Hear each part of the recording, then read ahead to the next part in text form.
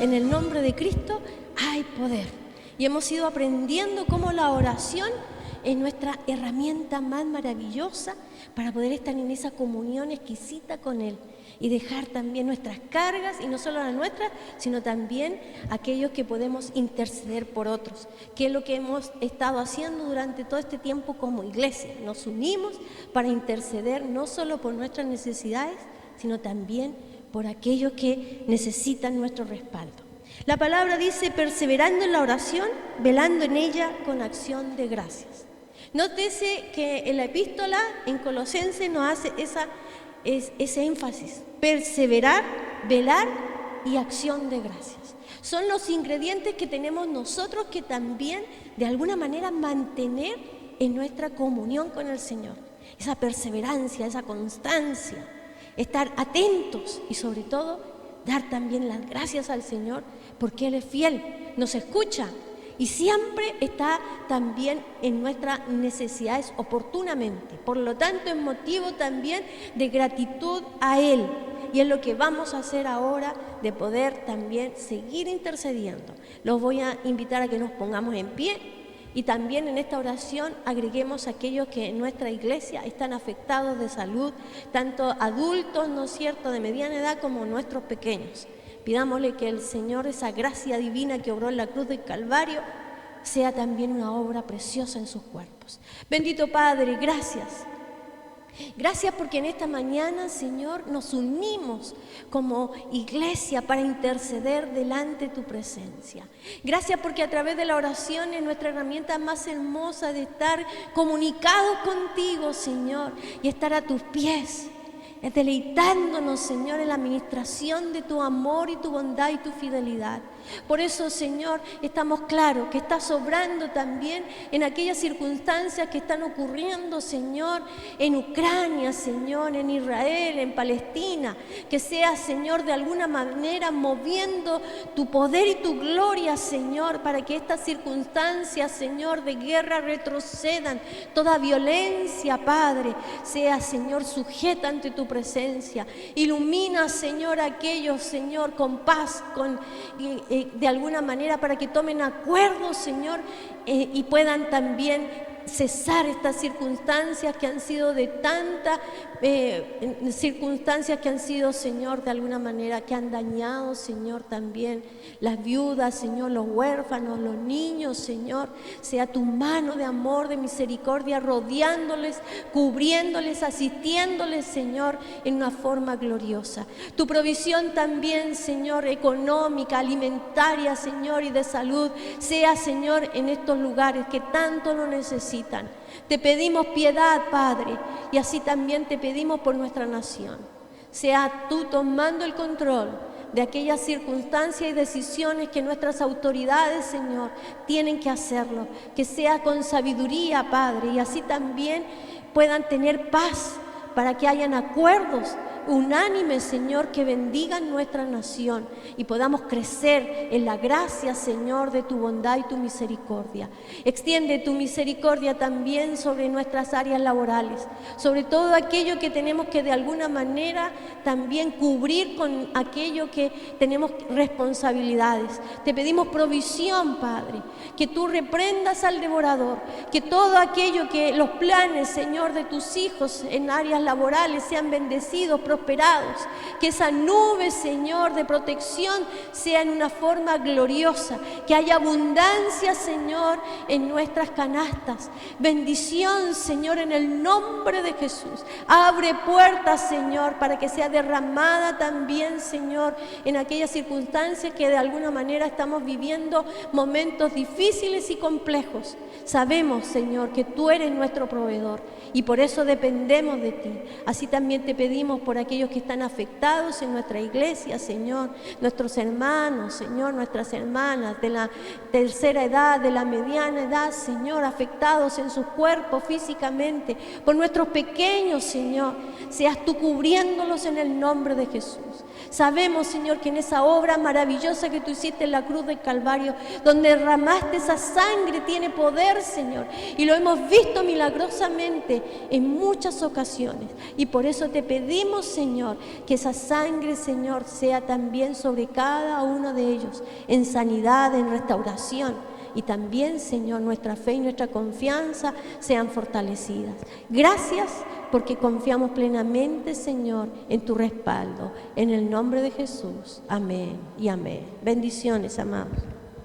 Saludar a todos quienes nos acompañan en redes en esta mañana y en la casa del Señor. San Lucas capítulo número 24, verso 18 en adelante la palabra del Señor. Respondiendo uno de ellos, que se llamaba Cleofas, le dijo: ¿Eres tú el único forastero en Jerusalén que no has sabido las cosas que en ella han acontecido estos días? Se los quiero releer. ¿Acaso no has bajado TikTok? ¿No tienes en tu WhatsApp la última copucha? ¿Verdad? Eso le está diciendo. Entonces él les dijo: ¿y de qué se habla? ¿Cuál es la tendencia? ¿Cuál es el comentario del día? ¿Qué se dice en X? Y ellos le dijeron: de Jesús Nazareno, que fue varón profeta. Ojo con eso. Habían estado 3 años y medio con él, discípulos directos. Habían recibido la palabra, habían visto la gloria del Señor, pero parece que algo no pasaba en ellos todavía. Jesús apenas era varón profeta. Hasta ahí. Noten eso. Varón, profeta, poderoso en obra y en palabra. No era todopoderoso, apenas era poderoso. Era poderoso, pero no era todopoderoso. No identificaron a Jesús como Dios.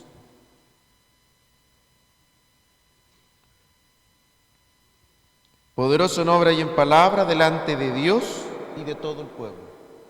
Sí reconocieron que Jesús tenía un nombre ganado, diga. Eso es todo. Era popular. Y cómo le entregaron los principales sacerdotes y nuestros gobernantes a sentencia de muerte y le crucificaron. Pero nosotros esperábamos que Él era el que había de redimir a Israel, y ahora, además de todo esto, hoy es ya el 3er día que esto ha acontecido. Aunque también nos han asombrado unas mujeres de entre nosotros, las que antes del día fueron al sepulcro, y como no hallaron su cuerpo, vinieron diciendo, ¿qué cosa? Que también había visto visión de ángeles, quienes les dijeron que Él vive. Y fueron algunos de los nuestros al sepulcro, y hallaron así como las mujeres habían dicho, pero a Él no le vieron. Interesante, ¿eh? Fueron las mujeres, fueron ellos a copuchar, pero dice que no le vieron.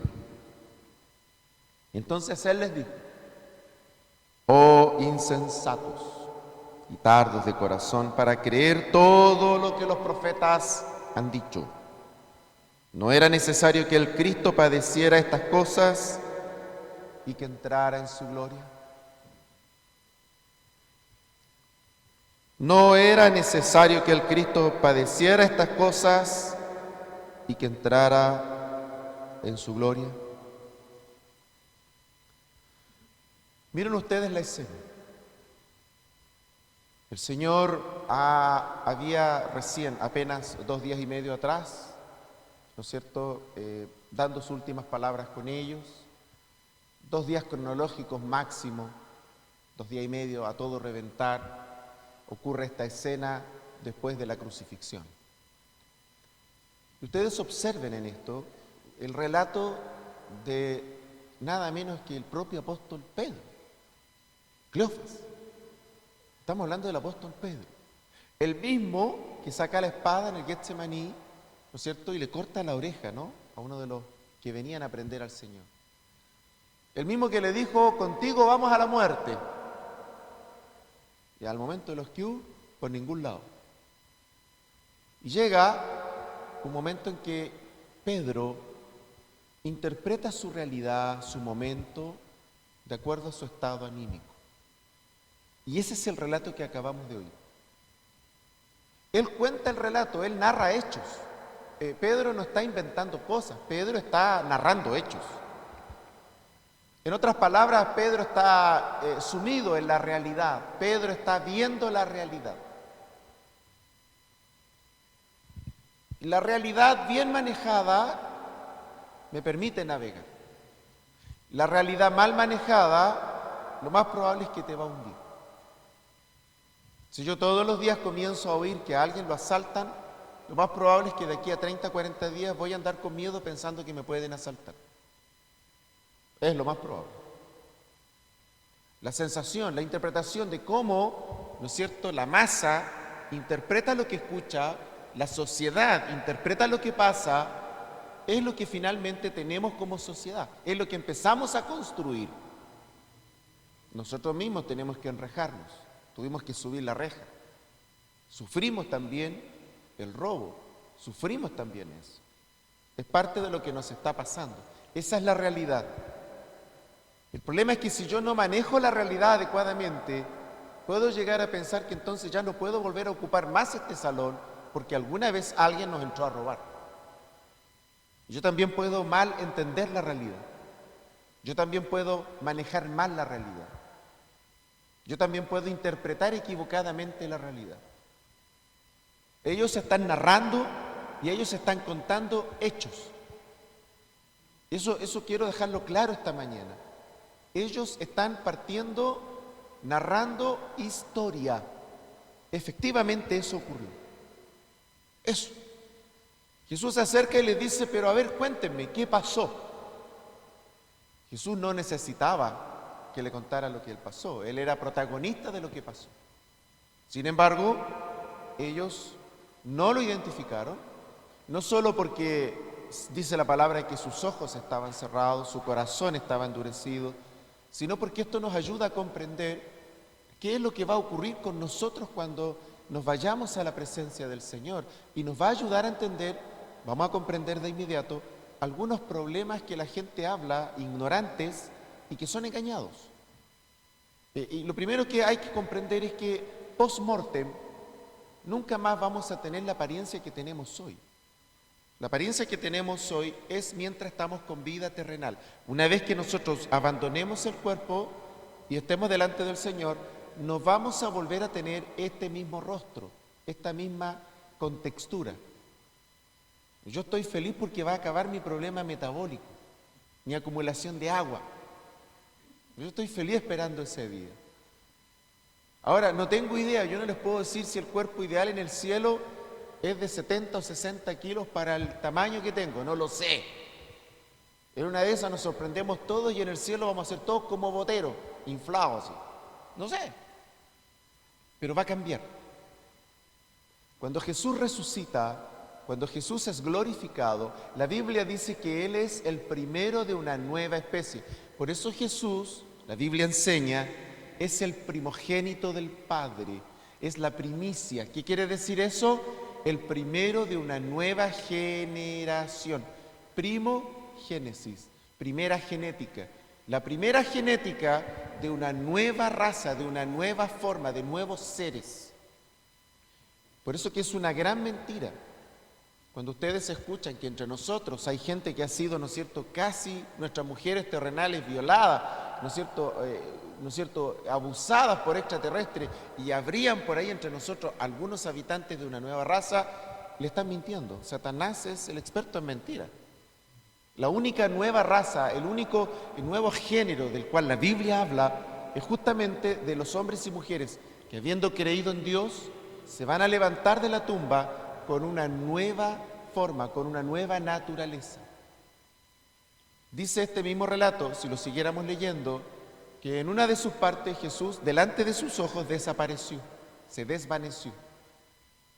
Es decir, que cuando nuestro cuerpo sea glorificado por Dios después de la muerte, vamos a tener la capacidad de trasladarnos, no solo físicamente, nos vamos a poder trasladar espiritualmente. ¡Qué increíble! Las paredes ya no nos van a detener. Yo voy a poder pasar la pared igual que ustedes. Yo ahora no puedo hacer eso. Pero cuando el Señor glorifique este cuerpo, vamos a poder hacerlo.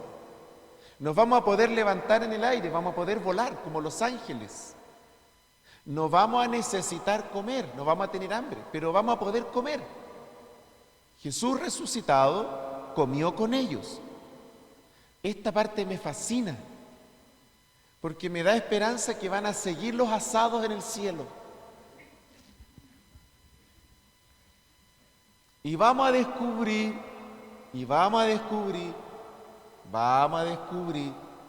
si en la tierra era correcto comer carne o no. Y yo creo que era correcto, porque la Biblia dice que hay que comer carne, hay que comer de todo. Ahora ahí vamos a entender, y van a entender muchos de los que están aquí, sobre todo las hermanas que se burlan de este pastor, el gran pecado que han cometido durante todas sus vidas culinarias cocinando morrón, porque yo creo que arriba se van a dar cuenta que no había que hacerlo. Pero nos vamos a poder levantar, vamos a poder comer, pero vamos a poder también no comer, no vamos a necesitar. El cuerpo no tendrá necesidades físicas, ¿ya? No vamos a tener necesidades biológicas. Va a ser asexuado. No vamos a requerir la sexualidad. Va a ser asexuado, como los ángeles, ¿ya?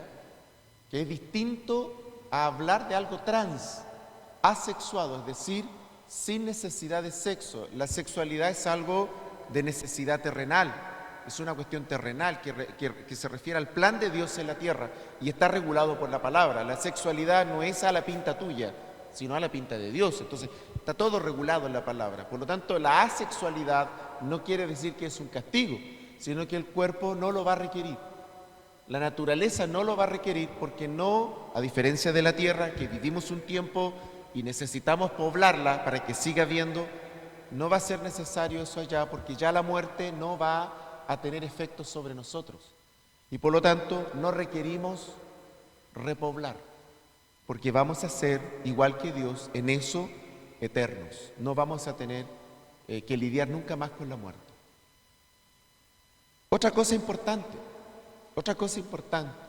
Jesús es el único en la Biblia que podemos nosotros distinguir en la palabra del Señor, que habiendo muerto, ellos lo ven por un tiempo y luego se va. No hay nadie y no existe otro caso como el Señor. No existe eso. Es mentira del diablo cuando alguien muere por accidente o lo que sea, ya sea en un lugar público o privado, donde sea, pensar que ahí esa persona queda deambulando. Eso es una mentira, eso es un engaño. Lo que ven las personas no es a la persona, lo que ven las personas son demonios que toman formas. Los demonios se engañan, son ángeles y toman formas. Pero lo que sí sabemos con la palabra del Señor es que cuando nosotros hablamos de la resurrección y hablamos del nuevo cuerpo, el modelo es Jesús. Y ahí no hay que equivocarse. De tal forma que cuando ustedes vean sombras, que cuando ustedes sean amenazados por esto, solo basta con que oremos y reprendamos en el nombre de Jesús. En el nombre de Jesús te reprendemos y se tiene que ir. Es mentira que está deambulando, es mentira que quedó ahí porque murió con sufrimiento, mentira del diablo. No hay ningún ser humano que no se tenga que ir con sufrimiento, porque el dolor es parte de la caída. Entonces es falso que si alguien muere trágicamente queda ahí su cuerpo. Si fuera así, no podríamos casi vivir. Cientos, miles de personas. En la Segunda Guerra Mundial murieron millones de personas con sufrimiento. Los europeos no podrían casi moverse, porque en sus ciudades hubieron miles, millones de muertos. ¿Se imaginan cómo andarían las almas penando ahí? Se fija que con un poco que usemos la cabeza se caen esas mentiras. Y antes de la Segunda Guerra, todas las invasiones para atrás. No sabemos los cientos de miles de millones, guerreros, pueblos. Piensen ustedes en los romanos, guerras gigantescas en todo el mundo. Y todos morían de forma traumática. Por eso que eso es una gran mentira. Y tenemos que educar a nuestros hijos con esto.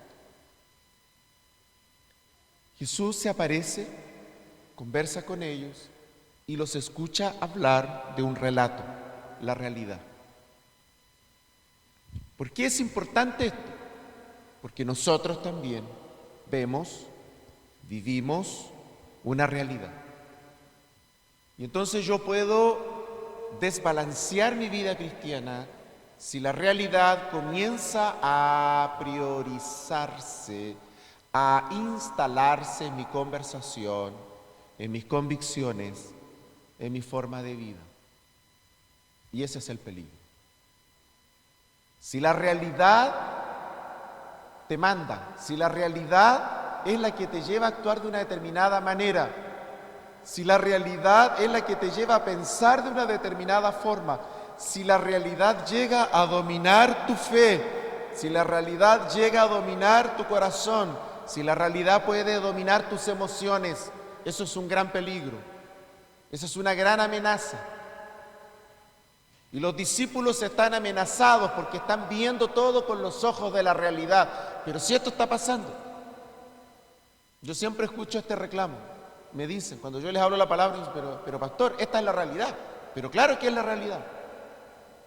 Si cuando los amigos de Daniel y Daniel eran jovencitos y fueron llevados, ¿no es cierto?, a la crema y la nata del palacio y les ofrecieron todo, esa era la realidad de ellos. Y sin embargo ellos rechazaron esa realidad y le dijeron: nosotros esa comida no la vamos a tocar, a nosotros denos legumbres, pero no esa realidad. De tal forma que tú y yo estamos en la realidad, vivimos en la realidad, pero si me domina, me maneja la realidad, te va a asesinar la fe, te va a alejar del corazón de Dios. Y eso fue lo que les pasó a los discípulos. Por eso dice la palabra más adelante que después que Jesús oró, partió el pan, lo bendijo y se los dio, ellos volvieron a ver. Dice que los ojos les fueron abiertos, el entendimiento les fue abierto. Fíjense ustedes que ellos habían caminado casi 10 kilómetros. Estaban en Jerusalén, donde habían pasado todas las cosas, e iban rumbo a Emaús, una aldea, más o menos 10 kilómetros, 1 kilómetro más, 1 kilómetro menos, más o menos eso. Habían caminado todo eso. Ir y volver al centro a pie desde aquí, desde este punto a la plaza y volver, más o menos son 9 kilómetros. Esa era la distancia entre el pueblo, entre la aldea, entre la ciudad de Jerusalén y Emaús. Y ellos iban caminando hacia allá. Y durante todo ese trayecto la conversación fue la realidad, pero esta es la realidad. Querida iglesia, si se instala la realidad en tu fe, si se instala la realidad en tu visión, si los anteojos que te empiezas a colocar para mirar todas las cosas es la realidad, va a matar tu fe, la va a asesinar. Tú puedes enfermarte de realismo y el realismo asesina la fe, el realismo asesina la esperanza. Es que no se puede. ¿Cuántas cosas en la Biblia, cuántas historias en la palabra de Dios no desafiaron la realidad? Jesús desafió siempre la realidad. Caminó sobre el mar, pagó el tributo sacando un pez y dentro del pez había una moneda. No conozco ningún pez que se alimente de moneda. Sin embargo, sacó un pez y pagó.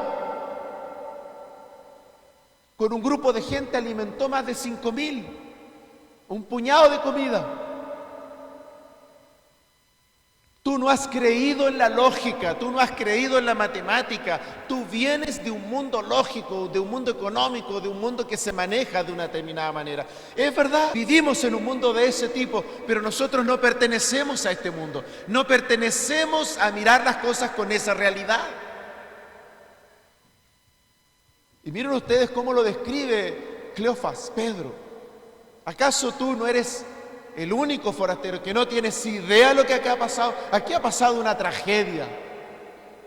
Y noten ustedes cómo ahora Pedro valida sus autoridades, ni siquiera tiene el valor. Ha cambiado de posición, más encima, está infectado de la realidad. Él tiene realismo crónico, está totalmente infectado de la realidad, pesimista, total. Y peor aún, ha cambiado, se ha movido su aguja. Estaba con el Señor, estaba dispuesto a dar la vida por el Señor, saca la espada, pero ahora se movió, la realidad le movió la aguja y dijo la autoridad. Reconoció la autoridad en esos perversos. Reconoció autoridad en esos malos, en esos depravados que torcieron el juicio. Es como que si le llamásemos autoridad a las personas que tenemos a veces para impartir justicia. Perversos, criminales, esos son los peores criminales que tenemos. Les he dicho muchas veces y lo voy a decir hasta que el Señor me lleve a su presencia. Me fascina cómo los profetas lo describen y describen la justicia humana. Dice, trapo de inmundicia. No puedo entender cómo una persona que ha arriesgado la vida de otro 10, 15, 20 veces, robándole con un arma a uno de los nuestros en forma indefensa, pueda ser puesto en libertad por alguien que se supone administra justicia. Bien dice la Biblia, trapo de inmundicia. Se queda corto la Biblia con ese tipo de personas y se jactan. Y más encima por ahí los tenemos a veces dando discursos en algún club social de moda, con un intelectualismo falso, engañoso, hipócrita. Así los describe la palabra del Señor. Y le llamamos a eso realidad. Y miren ustedes cómo lo hace el apóstol. ¿Acaso tú eres el único que no se da cuenta de esto? El peso de la realidad. La realidad tiene un peso. ¿Acaso eres el único? Miren ustedes el peso. Quieren absorber al Señor.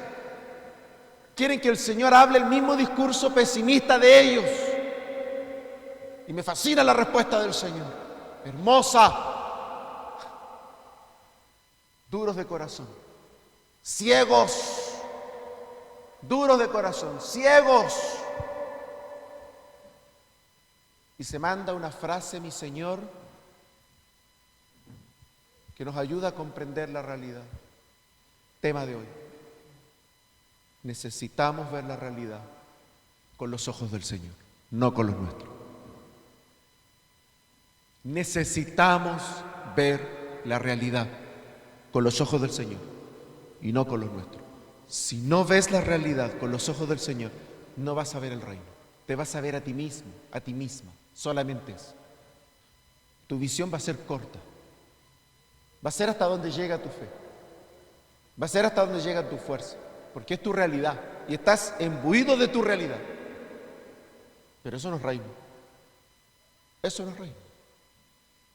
Mi padre le envió al pueblo de Israel una advertencia.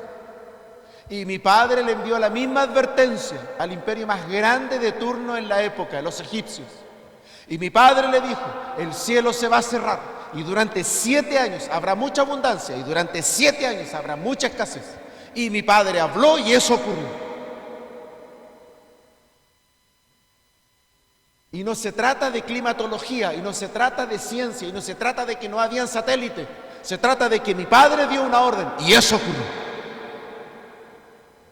Así es que nuestro Padre está sobre la contingencia, nuestro Padre está sobre la realidad, nuestro Padre es el dueño de las cosas, nuestro Padre dice para dónde va la historia, nuestro Padre maneja la historia no lo maneja Él. Tenemos un Padre que sabe todo y tenemos un Padre consciente de todo. No le tengo que contar lo que me está ocurriendo porque conoce la historia. Solo que mi Padre está preocupado de cuál es nuestro corazón y de cuáles son los ojos con los cuales estamos interpretando la historia.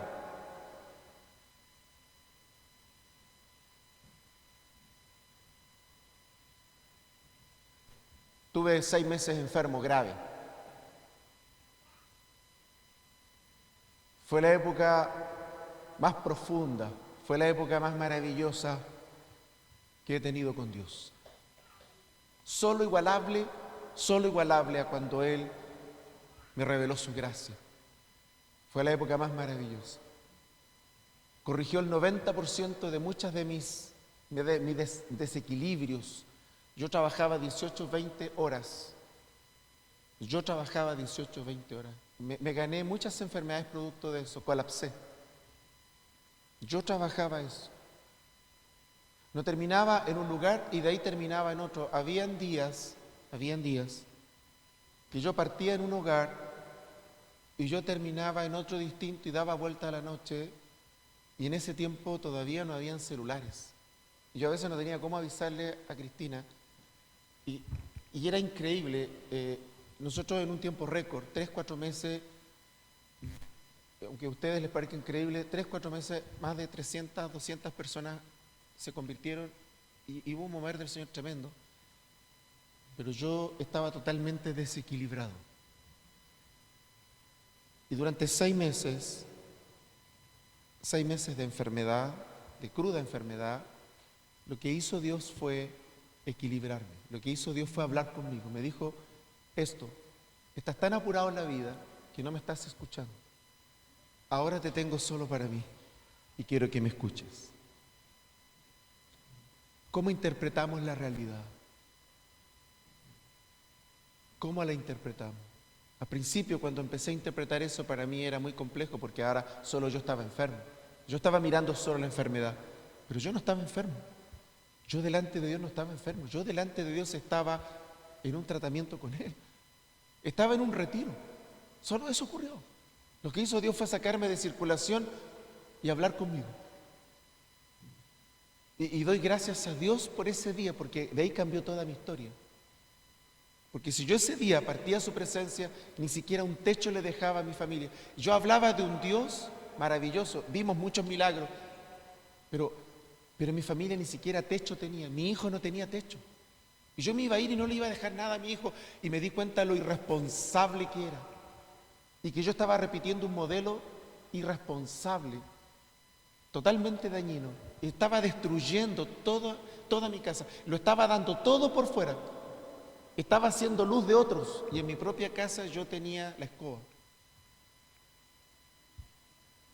Y cuando yo retorno, lo primero que le digo a Cristina, le digo, oye, yo te voy a comprar una casa y te la voy a comprar nueva. La embarré, pues el entusiasmo. Porque podría haberle dicho, te voy a comprar casa nomás, pues ya piola. Porque ahí aguanta hasta una prefabricada. Pero no, el leso le dijo, nueva. Y yo estaba mal, y yo recuerdo que subí una escala básica, demoré 2, 3 horas en subir una escala, estaba muy mal, corporalmente, físicamente. Y ella se sonrió, no es la primera vez que se ríe de mí, estoy acostumbrado a las burlas y al bullying, ahí va de vuelta. Y le digo a ella, oye, le dije, si te la voy a comprar nueva. Entonces ella se sonríe y me dice, preocúpate de sanar primero, me dijo, de ahí hablamos. Y antes de los 6 meses, el Señor nos permitió comprar una casa. Y la compré con 10,000 pesos.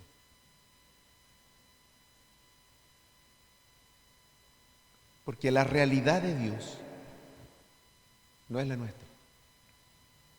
La interpretación de la realidad de Dios es el plan de Dios. La interpretación de la realidad de Dios es cómo Dios nos habla. Es como Dios quiere conversar con nosotros. Lo que pasa es que la dimensión humana parece que me faltan cosas, parece que es cesantía, parece que es esto, parece que es esto otro. Le damos nombres humanos, interpretamos eso con el conocimiento humano, con la instrucción humana, con la sabiduría humana, la lógica humana. Y miren ustedes lo que dice esta preciosa palabra del Señor. Insensatos, duros. ¿Acaso no era necesario que el Cristo padeciese? Me fascina. Jesús no está con el trauma del dolor. Jesús no está diciendo, ay, mi vida fue con tanto dolor, morí con tanto dolor. Miren ustedes mis llagas, cuidado, no me golpeen aquí porque todavía está el moretón del charchazo.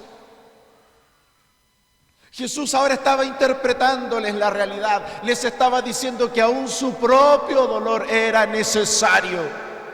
Querida iglesia, las cosas que nos ocurren, las vivencias que hay, las cosas a las que nos enfrentamos domésticamente son necesarias delante de Dios. Tenemos que pasar por episodios, tenemos que pasar por túneles, tenemos que pasar por momentos especiales de la vida, sí. Pero no para que te mueras ahí, solo porque son necesarios. Porque mi Padre después de eso tiene cosas mejores para ti, pero hay que pasar por ahí, es necesario. Es necesario. No luches contra eso. No dejes que Satanás coloque desazón y que tus brazos bajen, producto de la realidad. No permitas eso. Al contrario, que eso te lleve a pensar que hay una cosa de Dios, que hay algo de Dios, que hay un plan, que Dios también quiere hacer cosas, enseñarte que no todo es hacer en la vida, que no todo es como yo me ocupo. Yo de pronto veo esta gran enfermedad, otro día les voy a hablar de esto, la gran enfermedad de nuestro tiempo, que hay que estar haciendo algo, ocuparse en algo. Si no te ocupas en algo, parece que nada tiene sentido en la vida. Otro gran engaño de nuestros tiempos. Pero el de hoy es un capítulo especial, profundo, práctico, potente. Tengo que ver la realidad, tengo que desafiarme a ver mi realidad, pero con los ojos de Dios. No puedo ver la realidad con mis propios ojos, porque yo estoy limitado, soy humano, soy lógico, soy de carne y hueso. Relaciono las cosas, hasta ahí llego. Es limitada mi vista. Y por lo tanto tengo que pedir al Espíritu Santo esto. Es el Espíritu Santo el que me tiene que ayudar a ver lo que no puedo ver. Es el Espíritu Santo que cuando yo le pido que abra mi mente, la va a abrir. Es el Espíritu Santo el que me va a mostrar lo que Dios me quiere enseñar. Es el Espíritu Santo que mora en tu corazón, el maestro, el que te va a conducir. El Espíritu Santo que está en tu corazón es tu mentor. Se va a encargar de darle sentido a tu momento de vida. No te desgastes. No pierdas tiempo tratando de buscarle tú el asunto, el ajuste, la salida, la forma, la manera. No hagas eso. Vas a cansarte solamente, te vas a agotar y vas a correr el riesgo de desalentarte. Tal como le pasó a Pedro, estaba desalentado. ¿Qué es lo maravilloso de este pasaje? Que luego de que Jesús les dice aquello y les cuenta y les explica la palabra, ellos dicen, ¿no nos ardía el corazón? ¿No nos ardía el corazón? Dice. Miren ustedes, verso 32. Y se decían el uno en el otro, ¿no ardían nuestros corazones nosotros mientras nos hablaba en el camino y cuando nos abría las Escrituras? Jesús partió el pan, comieron el pan, lo bendijo, y cuando ellos comieron el pan de la vida, ese pan que le había dado Jesús 2-3 días antes, la última cena, ese mismo pan ahora había abierto sus ojos, la palabra había abierto sus ojos, la palabra había vuelto a entrar a ellos. Ya no el desaliento, ya no la lógica, ya no la última noticia, sino ahora el pan de Dios, la palabra. Había vuelto la palabra a refrescar su espíritu, habían vuelto a saborear la palabra, había vuelto la palabra a tener el espacio que necesita tener en nuestros corazones. Y la palabra comenzó de nuevo porque es viva, porque es eficaz, porque la palabra tiene vida en sí misma. Y volvió la palabra a florecer en ellos. Y dice que ahora entonces sus corazones palpitaban.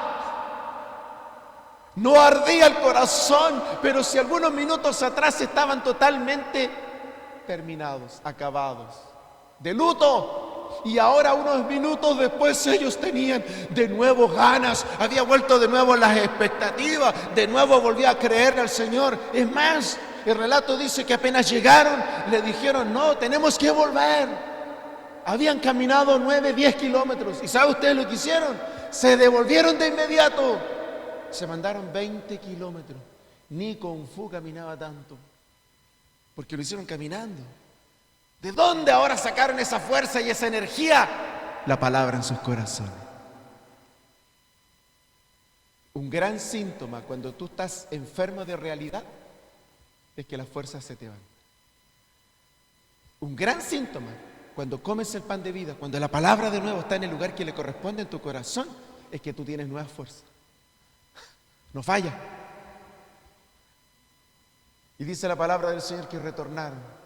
Y retornaron ahora para contar lo que ellos habían visto. La gloria del Señor. Porque Dios les cambió la interpretación de la realidad. Necesitamos que Jesús, necesitamos que el Espíritu Santo nos coloque sus lentes para entender la realidad. No necesariamente lo que ocurre, lo que yo veo, es lo real delante de Dios. Es lo concreto que es distinto. Sí, pero no lo real. Lo real es lo que Dios dice. Lo real es lo que Dios te promete. Lo real es lo que Él te habló. Eso es lo real. Pero mira, me habló esto, pero veo esto. A su pueblo le dijo que lo iba a sacar de Egipto. Sin embargo, llegaron a orillas de un río y no lo podían pasar. Y se desesperaron. ¿Por qué? Porque vieron lo concreto. vieron lo inmediato y lo interpretaron con sus ojos humanos y se equivocaron. Se desalentaron y le dijeron a Moisés: nos sacaste al desierto a morir. Pero Dios les había dicho que los iba a sacar.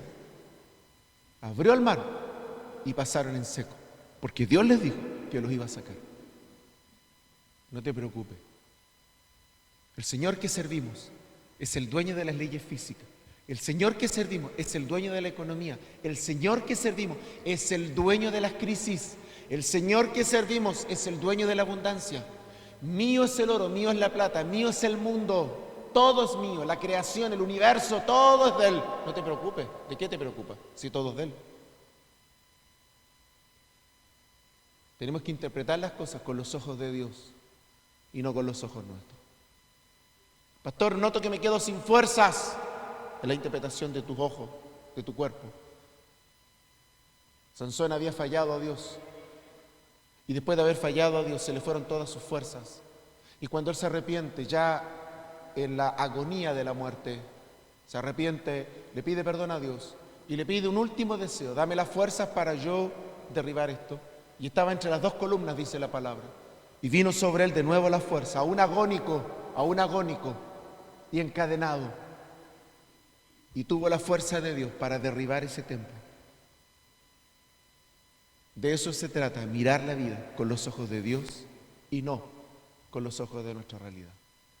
Querida iglesia, ¿a quién servimos? ¿A quién sirves? ¿A quién le hablas? ¿A quién le cuentas tus cosas? ¿A tu otro yo nomás y quien lo ve hasta ahí? ¿O le cuentas estas cosas al Dios de todas las cosas?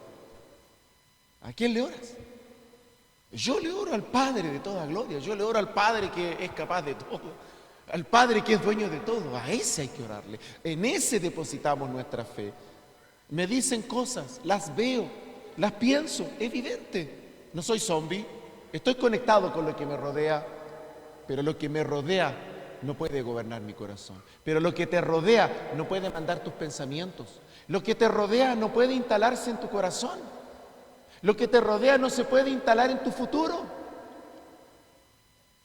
No se puede instalar en tu corazón lo que te rodea, porque va a opacar tu futuro. Tiene que ser la palabra. Tiene que estar la palabra de Dios en nuestros corazones. Y tenemos que aprender esto. No podemos mirar la vida con nuestros propios ojos. Necesitamos mirar la realidad e interpretarla con los ojos de Dios. Hay capítulos especiales, difíciles, aparentemente de dolor, aparentemente de pérdida en la vida.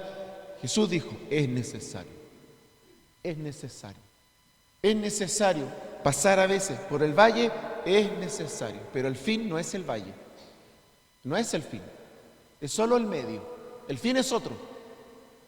¿El fin era la tortura de Jesús? No, no era el fin, pero había que pasar por la tortura. ¿El fin es la cesantía? No.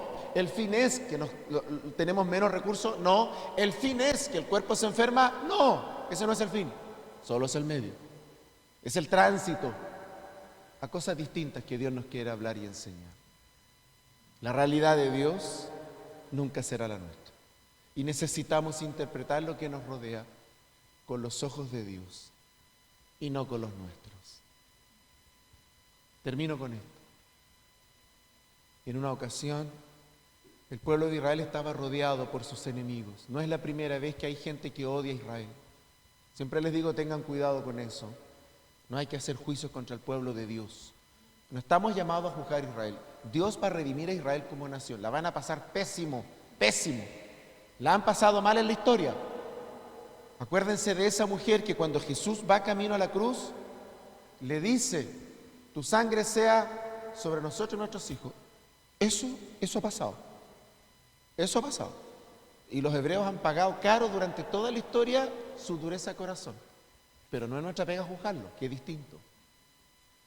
Tenemos que aprender algo. Dios promete que los va a redimir. Y Dios habla bien de su pueblo, porque se lo prometió a Abraham. Así que nosotros damos gloria y honor a Dios por sus promesas. Y nosotros apoyamos eso. No apoyamos la guerra. Lo que apoyamos nosotros es la palabra. Y Dios dice amén, es amén. No entendemos lo demás. No estamos llamados a entenderlo todo. ¿Por qué? Si el plan de Dios no es el plan nuestro.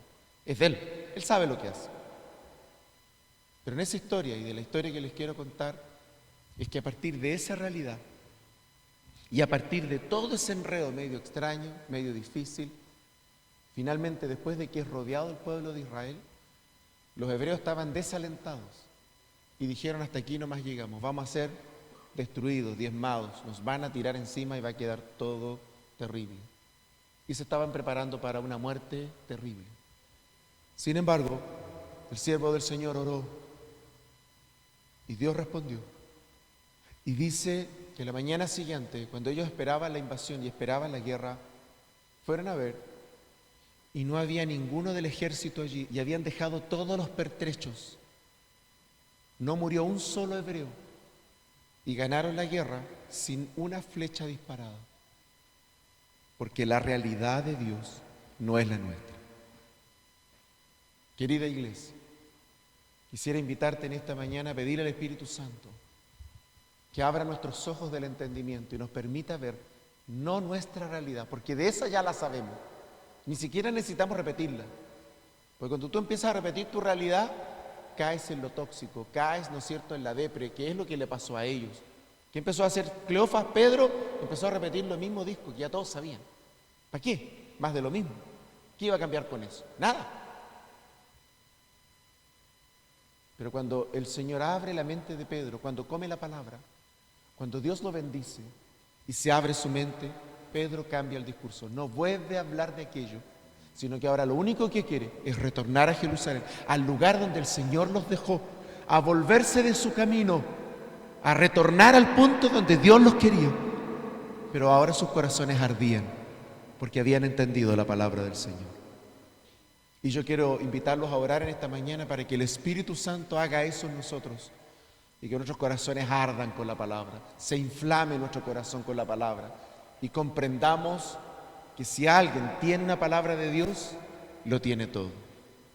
Que si Dios te dijo a ti, en el lugar donde quiera que estés, que Él te llevó, que Él te puso ahí, no tiembles cada vez que se tienen que ir 10 o 15 o al lunes siguiente que vas al empleo hay 2 o 3 menos. No tiembles, no te incomodes. Si a ti te abrió Dios, así que te va a cerrar Dios. Trabaja tranquilo, tranquila, en paz. Porque tu trabajo no es tuyo, no es de tus capacidades, te lo dio el Señor. Trabaja tranquilo, interpreta la realidad con los ojos de Dios, confía en Él. Si se cierra, no te lo cerró el jefe, si te cierra, Dios cerró el ciclo y va a iniciar uno nuevo contigo, distinto, no te preocupes. Si eres fiel a Dios, no te preocupes. Distinto es no ser fiel a Dios, esa es otra historia. Pero si has sido fiel a Dios, no te preocupes. Dice que cuando Él cierra, abre otra puerta. No te preocupes, habrá otro camino, pero igual habrá un camino de bendición. Interpreta la realidad con los ojos de Dios y deja que la Escritura y deja que la palabra vuelva a inflamar tu corazón. Padre de toda gloria, te damos gloria y honor en esta mañana hermosa. Sin duda, vivimos en un momento especial de la historia país, la historia mundial y en un momento especial en la historia de la iglesia. Y tenemos amenazas concretas y tenemos peligros concretos, pero tus discípulos también los enfrentaron. No somos los primeros, no estamos inaugurando esas presiones ni esos momentos. Otros pasaron por ahí antes que nosotros y tú les diste una salida. Tú les mostraste un camino. Yo te ruego, Espíritu Santo, muéstranos a todos nosotros siempre ese camino. Abre nuestra mente, nuestro corazón. Permítenos enamorarnos de tu palabra. Permítenos que la palabra vuelva a inflamar el corazón. Te lo pedimos en esta mañana, en el poderoso nombre de Jesús. Que nuestra mente, nuestros pensamientos se sujeten a la palabra y sea la palabra la conductora de nuestras decisiones, de nuestras emociones y de las acciones que tomamos delante de ti. Bendice a tu pueblo a través de esa gloriosa palabra y permite que fluya la gracia en nosotros, en vigor, en autoridad, en fe, en paz, en comunión contigo, sabiendo que tú tienes todo en control. Señor, oramos para interpretar esa realidad con los ojos tuyos. Oramos para que no sea nuestra lógica, nuestra instrucción, nuestra historia la que esté a cargo de nuestras vidas, sino tu voz preciosa, hermosa, y que nos muestre siempre eso que no estamos viendo. Te adoramos en esta mañana, te bendecimos, Espíritu Santo, y te rogamos que siempre conduzca nuestros corazones hacia el corazón del Padre. En el nombre de Jesús te lo pedimos.